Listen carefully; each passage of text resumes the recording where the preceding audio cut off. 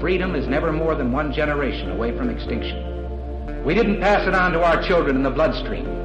The only way they can inherit the freedom we have known is if we fight for it, protect it, defend it, and then hand it to them with the well-taught lessons of how they in their lifetime must do the same. And if you and I don't do this, then you and I may well spend our sunset years telling our children and our children's children what it once was like in America when men were free.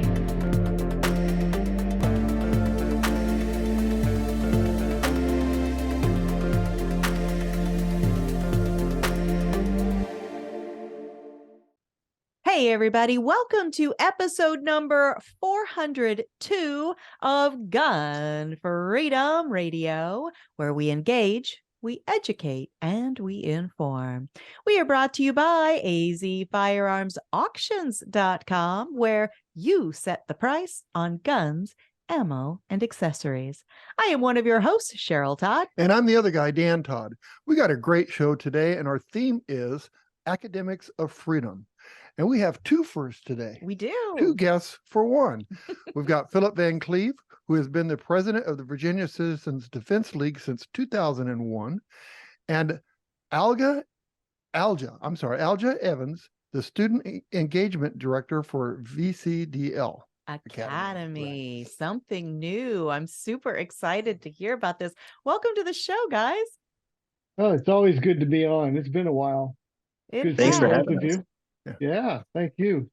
Absolutely. Yeah, we're excited as well. We've realized over time how important it is to get young adults involved and understand their rights. Without schools teaching, the basics of civics, young adults anymore don't really understand their own country. They don't understand their freedoms. And this is an effort to open doors and bring people, young people, high school and college into the world of freedom and liberty and understanding the government and how it works. That is fantastic. Phil, you mentioned young people don't know their civics. People my age, and I'm not so young. I think I was right on the cusp of when they switched from civics to social studies. And now I don't even know what they're teaching. But Al, you are of that younger demographic. So I'm excited to see someone from your generation who is actively involved in something like this and sharing that information with your contemporaries and then the next generations to come. How did you get involved with this? Well, I, in general, have been really involved in politics on the conservative side for pretty much my whole life. The first time I ever volunteered for any sort of position was in 2012, and I'm 27. So it's just been something I've always been very passionate about. I think particularly when it comes to VCDL and the Second Amendment, I think that, Philip saw the same thing that I was seeing, which is there really is not a pro-gun voice from my generation or younger. And if you look out into just the culture, you'll see several different groups backed by, whoever, different, millionaires and things of that nature that are really trying to push to take away our rights. And I see people my own age being affected by that. It's working. What they're doing is working, which is why we're seeing the laws, particularly in Virginia, we had a red flag law. Basically, your neighbor could snitch on you and the police could come and take your weapons without due process. And people my age were saying this is good. And, I was kind of seen as an abnormality, saying that, hey, no, we need our Second Amendment rights. We can't, especially without due process, have our rights just taken away from us. We need to stand up and do something about it. And so, Philip and I, we got together and we both recognized that this need, and that's where we basically came up with the VCDL Academy. To really fill that space, because if we don't do it, right now there really isn't anybody that is doing it. Well, it is so So I have a needed. question for Al. So, in school, are you being alienated, or are you being rejected by your friends for your beliefs? So in general, I would say for me personally, I've always been very open with how I think and how I believe. So, the people who are going to be friendly with me are going to be, friendly with me because I'm not trying to hide anything. But I do find that a lot of other people that I've talked to, they do feel as if they were to express how they would really feel about this issue and others, that they would be ostracized. I really think that I understand that feeling, but if we are all pretending that we aren't conservative or we don't have these certain views, then we are really perpetuating Mhm. that stereotype that young people don't feel this way. Mhm. So, for me, I feel because I've been so open about it, I really didn't necessarily have that issue. I may have had a few issues with some more left-leaning teachers, but when it came to the student body, pretty much most people knew what I knew what I had to say, and that's what I believe we really need to do. We can't be scared on college campuses or even in high schools. We need to be strong in our beliefs and be able to articulate them well. Yeah, Absolutely. universities and colleges have changed quite a bit. When I went to college and university, basically you the universities and schools like that prided themselves on diversity and under making you think outside the box. Look for new solutions, look for new ways. Don't just assume that what you've been told is the proper way. Look outside of that. Try to find some. Now it's just the opposite. Oh no, you're not marching in line like a bunch of lemmings. Uh-oh, you're a troublemaker. You're a misogynist.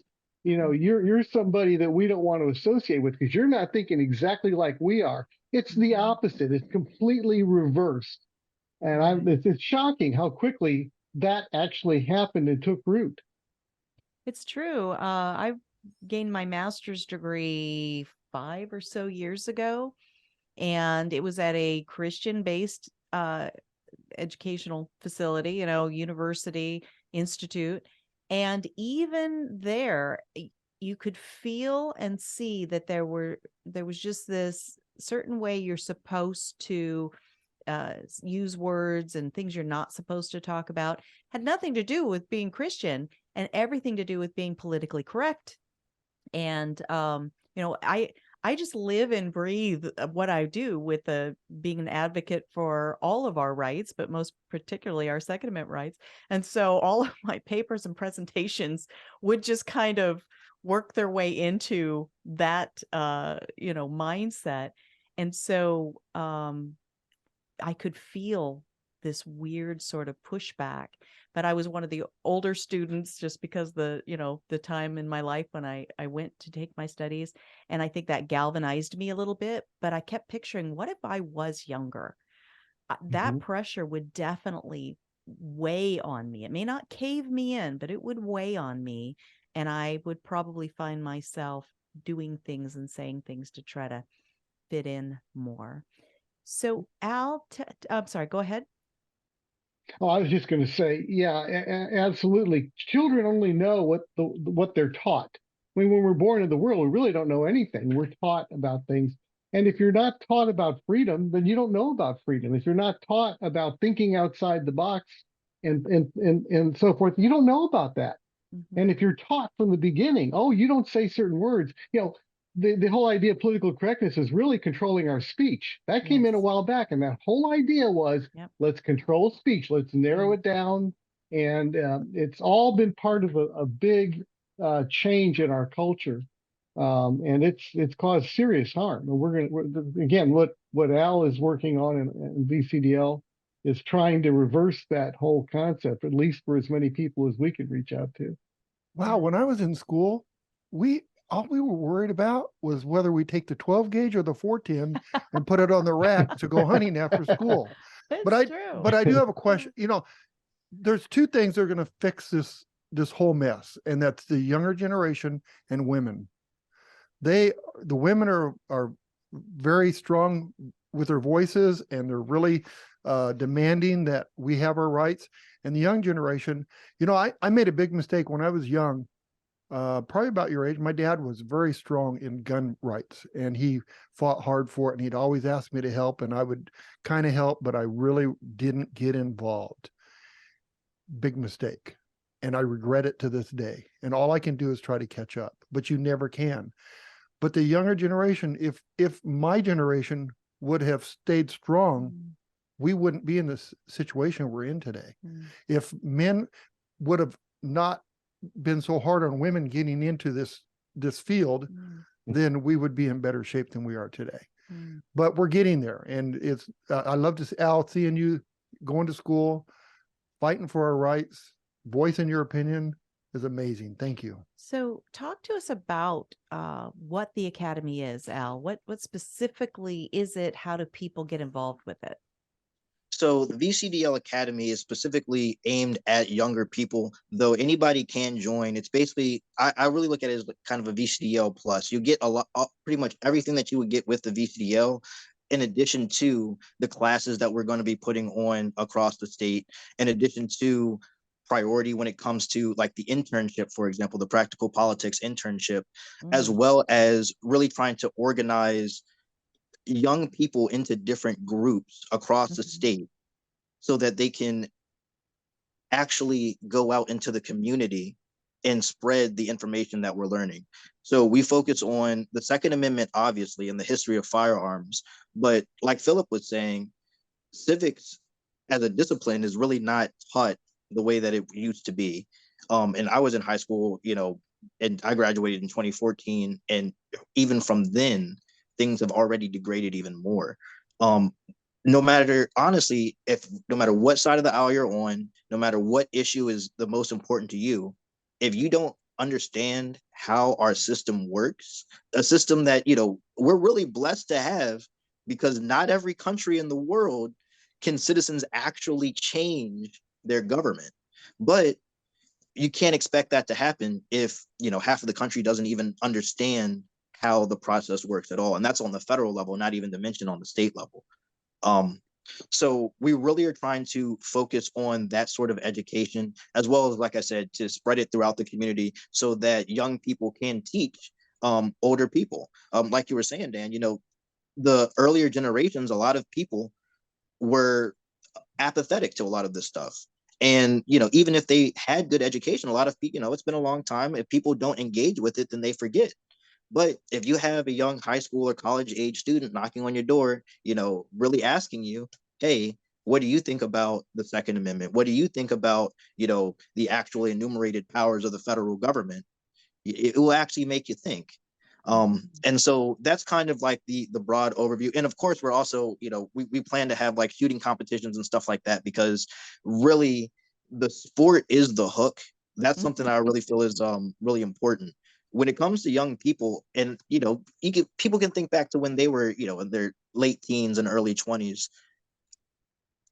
Having fun is sometimes a lot more important than doing political work. But if we can make the work fun, and shooting is an Olympic sport. It's something that everybody, if you've ever done it, it's something that you love to do. And so if we can use that to get more people interested, then I think that we will be in a very strong position moving forward. Well, it's fantastic. And, of course, one of the hurdles is to break through the fog that so many young people are in, that they think they already know what they know. They're maybe not curious or hungry to learn our history, to learn their responsibilities as a citizen. So how do we reach the target audience that you're trying to get to? So really important is we have to be there. Like, we need to meet people where they actually are. So kind of like with some things that I've already said on the college campuses, if there even is a general, let's say even political science club, they're always going to be run by leftists. The sponsor of the group, usually to have an officially university recognized organization, you have to have a faculty sponsor. Generally, that's going to be a leftist. The administration is going to be a leftist. So where are the conservative groups or conservative activists that are interested in this? I think probably the best thing that we could say would be like the speakers who go around to the different colleges, and then every once in a while they get shut down. But that's good, but that's not consistently changing the minds on that campus. You come, you have your big controversial event, and then you're gone, and then the liberal or the leftist clubs are just going to basically recruit off of that. But even if we're not able to get on the campus officially because everybody is going to be more or less against us, if we can set up a community group around the college and actually engage in that community, we go knocking doors is probably like one of the biggest things. To convince somebody face to face about how really the country was set up and how it's supposed to work. So that's like on the college side, but on a more general, we have to be more active on like social media as well. And again, I don't just mean like kind of like the big named people, but average people need to really be there offering an alternate viewpoint to basically the leftist narrative that has been really propagated, for at least the last 20 years very intensely, but really going back to the 60s if we really want to get into it. But those are pretty much the two biggest things. We have to just meet them where they are. We need to understand as well, again, young people, the average young person, the person who's not like super politically motivated naturally, really is not going to care about this stuff unless we make them care. One thing that we're also really focused on in the Academy is self-defense classes, particularly for young women on college campuses where there is physical threats. If you're walking at home, walking back to your dorm, and it's past 10 o'clock, pitch black, you would want to have the skills to defend yourself in case something happens. And so those are the sorts of issues that people will care about, whether they're politically motivated or not. And that's kind of what we really need to focus on, meeting people where they are and actually talking to the issues that they care about in relation to the Second Amendment. Absolutely. So Philip, we took 25 people out shooting one time that's never fired a gun before. And we had everything from 22s all the way to machine guns. And a lot of them were very reluctant to shoot at all. But by the end of the day, they shot every gun that was on the table. And it was very well organized, very safe. And it changed minds. It actually changed minds. And that's, I think, is the key to get people on the other side, is to get the opportunities to take them out and shoot. It will make a change. Yeah, it sounds like you guys are on the right track. You're muted, Philip. Yeah, I was gonna say it's our version of cocaine. We get them out, and they we know they're going to enjoy themselves. Also, it dispels the all the myths and things they've heard about guns. Oh, these are evil, but they think they know what it's like to shoot a gun. And when the first time they pull a trigger, it's like, whoa, that was nothing like I was expecting. But understand, what have the schools been doing? If you even draw a picture of a gun, right, you're going to the principal's office. You chew a piece of food into the shape of a gun, you're going to the principal's office. You're kicked out. So this is indoctrination that's starting very young. So these people are truly afraid. It's like, oh my God, I can't even say the word gun, and if I do, I'm evil. I'm racist and all that. So once they actually shoot the gun, they realize, well, this is all baloney. And once they start learning, I found just teaching people safety was enough to start to turn some people around. They just didn't know anything about guns. As soon as I explained the basic safety rules, I could see a calming effect on that person, because, oh, okay, so it's that easy to make sure you don't hurt somebody. It's that easy. Right. And so the other side doesn't want guns at all. So they don't want to teach people how to be safe with guns. So it's like, if you don't have a swimming pool and you don't teach your kid to swim, well, what about when he goes next door? and they have a pool. Your kids should learn how to swim. Your kids should learn the basics of a firearm so that when they are exposed to the firearm, that they know what to do. And they're trying to take that away too. And that's why we're having more accidents, I think, with firearms. But and truly, the accidents feed into the other side. Oh, look, another child has died. We got to do something about guns. Yes. I mean, I hate to sound that it is callous or whatever, but yeah. So, Al, the thing that I think is the hardest thing on talking to people about guns is everybody argues now. They don't have conversations. They don't listen to the other side, and then they fight and argue their points to you to try to get you to change the way you are. And that's the biggest hurdle that I see when I have conversations with people throughout the day, that they fight. They don't have conversations. Are you seeing that in school? I 100% agree with that. And I do think that that's a big contributing factor to kind of like this idea of a liberal school versus a conservative school, wherein, in the past, pretty much any college that you would go to, unless it's like very, ideologically focused on a certain thing, the ideological diversity allowed for, the different ideas to actually compete with each other. Even if you are the biggest anti-gun person, you want your arguments to make sense. And you can, right? Well, right, exactly. That, or at least that's how it should be. And if you're talking to somebody who is of the different position, that's like the perfect opportunity to sharpen your sword against, of an adversary. And personally, like stuff like that, I enjoy. I like to debate, even for, the sake of debating.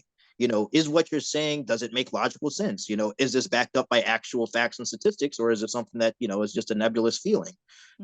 Unfortunately, is that we have lost that in America, I feel. And with the colleges, I think it really just contributes to that. I'm not going to talk about, this at all. I don't want to interact with anything that is controversial, because I just don't want to deal with it. I want to just go, work, make my money, go to school and get my grades and do well. I don't want to deal with any of that. And it's just something that I feel like we need to do. I think it's a little bit bigger than just, even the VCDL Academy. This is something this is an issue with like the entire country, where we just need to be able to come together and talk to people more. So true. Until we can do that, we're going to continue to see a lot of the things that we see, unfortunately. Well, I'm an old guy and I got all my set ways, but if somebody talks to me with a regular tone, I can be convinced to some things that I believe or might not be right. But when they yell and scream at you or totally blank stare you, then that's a different situation. So we have to be open, and we've lost that. And I think it's because, like you said, I think the teachers are keeping us from doing that. They don't want us to debate. They want us to think exactly like they think and move on. Well, it makes their job And easier. violence has become a big part of it too. You say the wrong thing to somebody, their beat downs going down constantly. If you look on Twitter, every day there's people getting beat down and by multiple people over something they said. Right.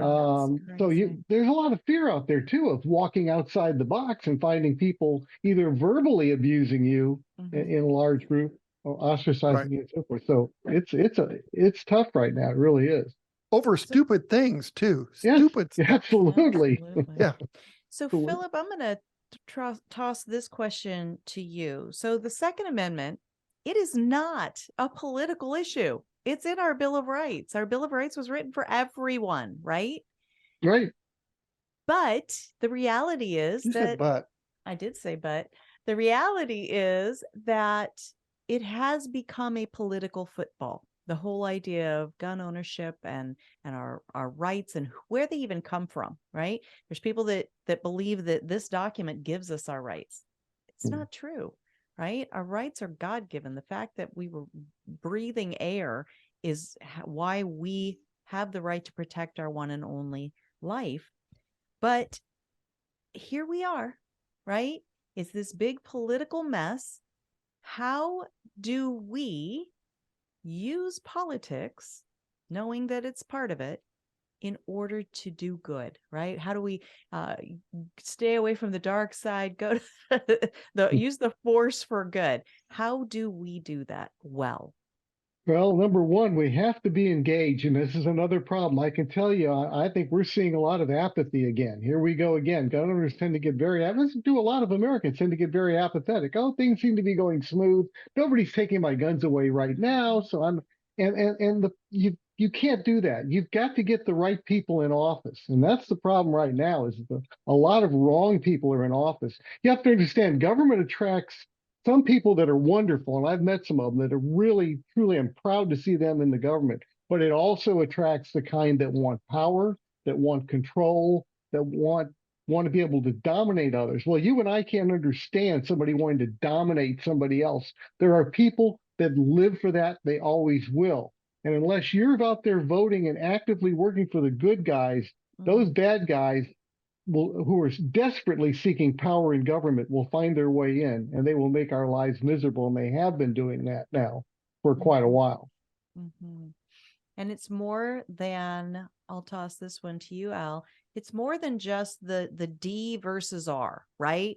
Because you can have somebody that has, the big Republican R blazed on their chest and their cape waving in the wind, and they are ones that will compromise sometimes and say, well, red flag laws, maybe there's a place for those. We're seeing that in Tennessee right now. I know you guys are in Virginia, but how do you feel that we can make, not only for ourselves, make wise decisions, but help that next generation sift and weigh the wheat from the chaff and not just get blinded by the letter, the D or the R or the independent or the libertarian, right? But we know the two main are the Republicans and the Democrats. No, that is a 100%. That is a really, really good point. And even, you talking about it going on in Tennessee, that is 100% actually how the red flag law got passed in Virginia. And one thing I will say, when people who need some guidance when it comes to this issue, sometimes, well, I'll just say in this specific situation, he supported this bad legislation, red flag laws, and ended up losing his seat. I think it became very obvious that this was something that the base really cares about. Especially we're talking about taking your rights away without due process. Like, it's hard to imagine somebody, doing that. But if people, like you said, they're looking for solutions to an issue, these situations keep happening, and they're like, well, what can we do? Because I'm getting pushback from the left, right? Well, you can try to find whatever, solution you're trying to find. Specifically, I would say, we need to focus on mental health and actually opening up more mental health institutions so that people aren't in a situation, where you're acting crazy and something bad happens, whether there's a firearm involved with it or not. One of the biggest, I don't know if y'all are following this, but there's a big thing about a guy who got killed in the subway in New York from a chokehold, right? And so now everybody's talking about that. But what's the one thorough line there is that why was this mentally handicapped person on the subway, right? Why are these mentally handicapped people, these people who are shown to be mentally not where they need to be, why aren't they actually getting the care that they need? But obviously that goes to a whole different issue that people will argue about that. But when it comes to the Republicans versus the Democrats, I think that a lot of times it is something similar to what Philip was saying, whereas some people pick a party not necessarily because of the ideals of that party, but it may just be where they live. They say, hey, you live in DC, you're a Democrat, and if you live in Bristol, for example, you're a Republican. You could be a far left or not necessarily a far left, because you can only go but so far left in the Republican Party, but you could be on that left flank of the Republican Party. And, we would need to go to them and talk to them about, hey, where, sorry about that, guys. That's okay. Where do your beliefs come from? Like, why did you actually get into politics? A lot of times when I've had conversations with folks about that, even on the Democratic side, what becomes pretty interesting is that a lot of times it's not like the Second Amendment. They don't care about it, or there might even be pro Second Amendment, but there's another issue that they care about way more, like, abortion or Medicare for all or whatever it is. Right. And they're like, well, I'm going to compromise my Second Amendment because if I want to get, this abortion bill passed, then basically all of the anti-2A people will come after me if I support 2A legislation and primary me and put in an even further left Democrat. And so that's, it's an issue when it comes to like the party system. I would like to see, maybe some sort of coalitions inside of the parties where like you can actually say, hey, we don't compromise on the Second Amendment, right? Other people over here, like, we don't compromise on this. If you're part of this, sub coalition inside the party, then this is the issue that we actually care about. And that will at least hope to make it a little bit more clear for people in the middle. Because again, we got to remember is that the average person is just, we are fighting for their attention with the left.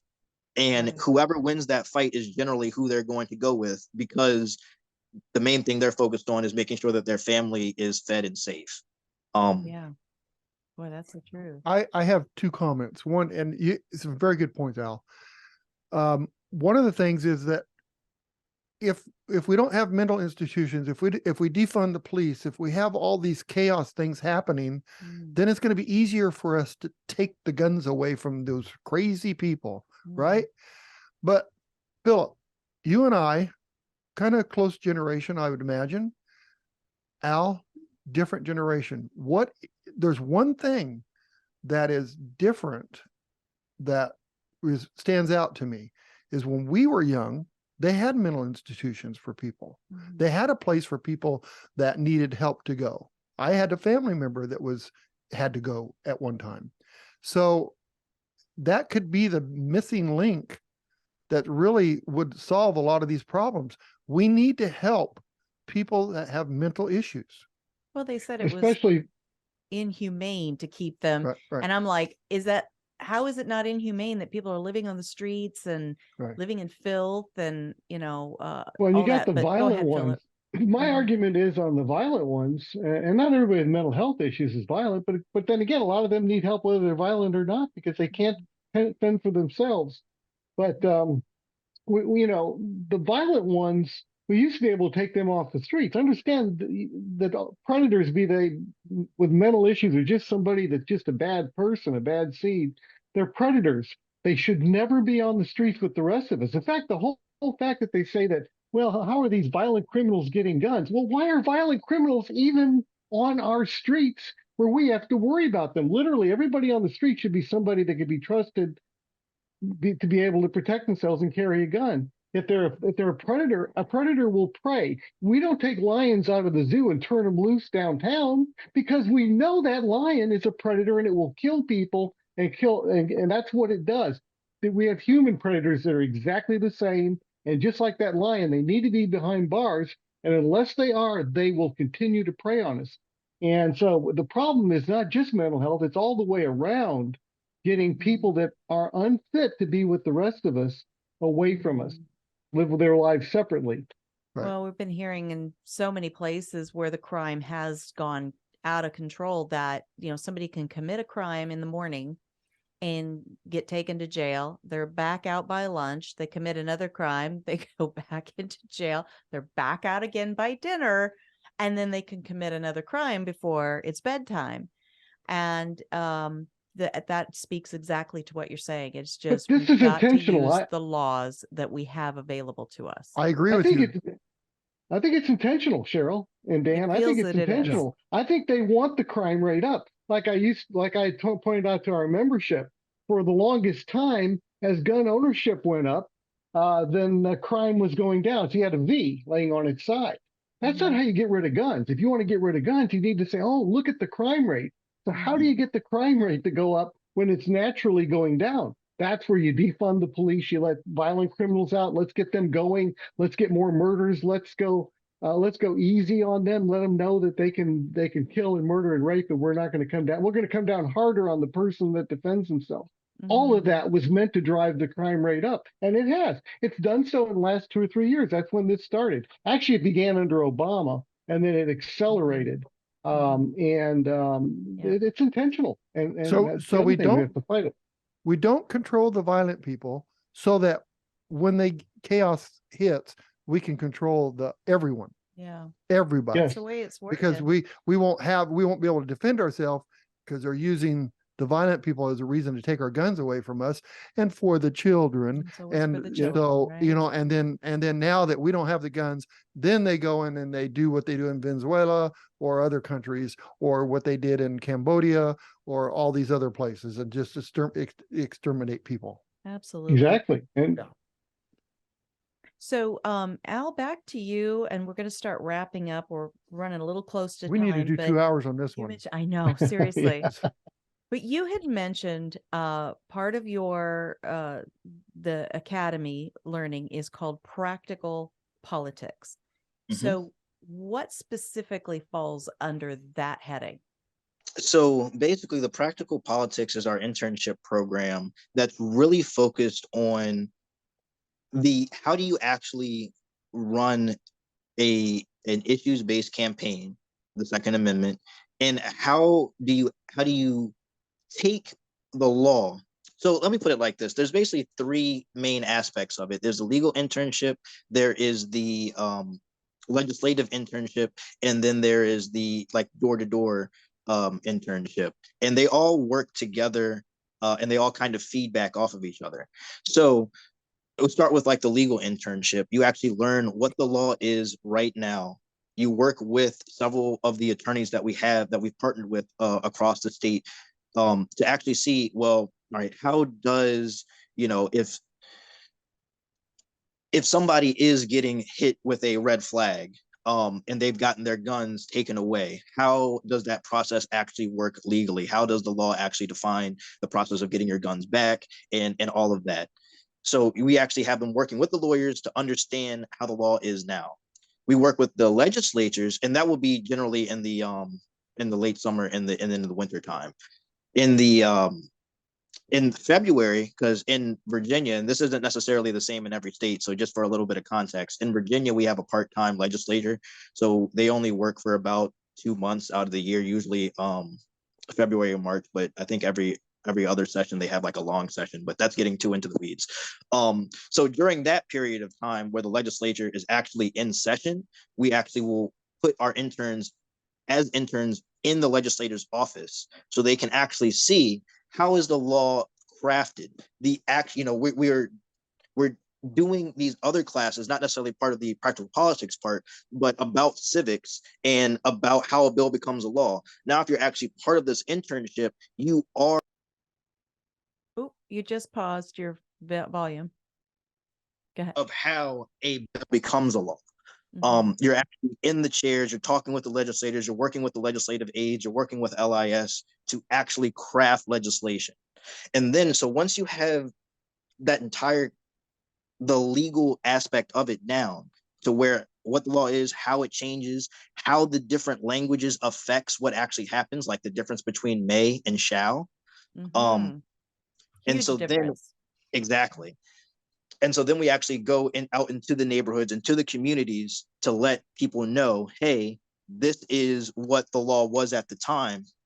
This is how the law changed. This legislator or delegate, as we call them here, they voted against it or they voted, for it. And so that way we can actually start to politically change the environment, because if we have people who are out here voting for red flag laws, Republican or Democrat, we can say, hey, this is an issue that you care about. The person that you generally voted for voted against the issue that you care about. What should you do about that? So basically teaching our young interns about the entire political process from legislation, actually crafting legislation, implementing legislation, how that works practically through like the legal perspective in the courts, and actually going out. And so when you are finished with our program, you should be able to go out and do this yourself for, hopefully would say for the Second Amendment, but for whatever cause that you care about. So it's a really good experience. Obviously really strong for people of the Second Amendment, but we would, hopefully anybody who is a conservative to check it out. Awesome. Fantastic. And you're muted again, Philip. Oh, gee, I think I'd learned. The interesting thing about this too that Al pointed out was, I was never a political science major. Mine was computer science. But for political science major, like almost any major in college, you come out and you think you know everything, and then you get in the real world and you find out, oh man, oh, I don't know everything. And it's the same thing with political science majors. They come out and they have no idea about the practical side of politics. They have learned all the theory, and this offers them also the ability to learn the practical side. How do you go out and lobby somebody? How do you organize to get your mission accomplished, and so forth and so on. So that's awesome. All right, we do need to start wrapping up. So, Philip, to you, how do people follow the work of the Virginia Citizens Defense League? Okay, well, that's easy. Just go to VCDL, as in Virginia Citizens Defense League.org. There you can join us. You can also sign up for our free email system, which goes out to 60,000 people. This keeps you posted on everything you need to know about gun laws in Virginia, but it's also useful to people that don't live in Virginia, because we cover a lot of topics. We cover all the latest things you need to know about. People love that system because we focus on guns. We don't get sidetracked on other issues. It's firearms related. So awesome. And then we're on social media, Facebook, Twitter, all that stuff. So if you're in another state, you can still join and support. Absolutely. Yeah, I'm even a people member. from other countries. Yes. Yeah. I'm a member. I love that big orange sticker behind you. Gun saves lives. And then Al, how do people find out more about the Academy? Is there a way to support it financially? Tell us all about that. Yeah, most definitely. So our website would be vcdl.org/academy. You can get there from the main VCDL landing page from the navigation bar at the top. From there, you can donate directly to us. You can join the VCDL Academy if you want to. You can also sign up for our internship and see basically a lot of stuff that I've been saying in writing on that page as well. Awesome. Well, gentlemen, thank you so much for all your time today. This has been an education for us and hopefully for all of our listeners, and they will be reaching out from every state because, as you say, this is stuff that is needed from coast to coast and border to border. So thank you so much for all you do. Bye, Al. We will definitely have you back on again. Thanks, guys. Thank you. Thank you, Cheryl. Philip. Thank you, Dan. Thank Bye-bye. you. Yeah. Bye-bye. Man, that was great. Yeah, it just reminds me of how bad I was when I was a kid by not listening to my dad, right? And getting down hard and fighting for our rights. Yeah. Everybody, even today, the older generation, yeah, we don't have to worry about it. They're not going to take my AR-15 away. Right. How about, we live in Arizona, so we're safe. And now we have Mark Kelly, who's part of the Giffords organization as one of our senators. Like that right there, it seems like that's a conflict of interest. That is kind of shocking. Let's talk about conflicts of interest. Who is our new governor now? What did she do? Okay. Secretary of State. She was Secretary of State in charge of what? In charge of the election. elections. Yeah, it's crazy. Yes. But yeah, so we are never safe. Our founders promised us one thing, and that was that it would take eternal vigilance to protect and preserve our rights. And and if they fought, bled, starved, and died to secure for us. If you do a little now, just a little bit now, you won't have to do a lot later, and our kids won't have to do a lot later. So true. That's the thing. I absolutely agree. And I hope they're also with the VCDL Academy. I hope they're teaching people how to go in and testify, because I think that's super powerful as well. Yeah. And let the legislators hear our side. We've been doing a lot of that here in Arizona. It's actually kind of fun. I really kind of enjoy doing that. But we've got to get out of here because we've got another guest waiting for our next show on the other side of this one. So please, if you want to rewatch this show or watch any of the shows we've ever put on, then go to YouTube or Gunstreamer or any of the main platforms that host videos that haven't silenced us, because we talk about guns, right? And look us up there. If you want to listen to the audio only version, then go to GunFreedomRadio.com, click the on demand tab, and binge listens to your heart desires. Is that content. Right? Huh? Binge listens to your heart's content. How about desires too? Yeah, that works. I like it. I mean, come on. I like it. But yes, and if you want to see photos and bios of all of the guests we've ever had on, our subject matter experts, click the guest tab on that same site. Thank you so much to our amazing guests today and the work that they're doing to preserve freedom and educate the next generation. And thank you to all of you who have tuned in. Your time is your most finite and precious commodity. And when you spend it with us, that is just precious. So we are going to scoot on out of here. Until next time, we're going to pray for our nation. Pray for our leaders. All of them, Danny. Yes, all of them. Okay. Even the ones you don't like? Ooh. Maybe especially the ones you don't like.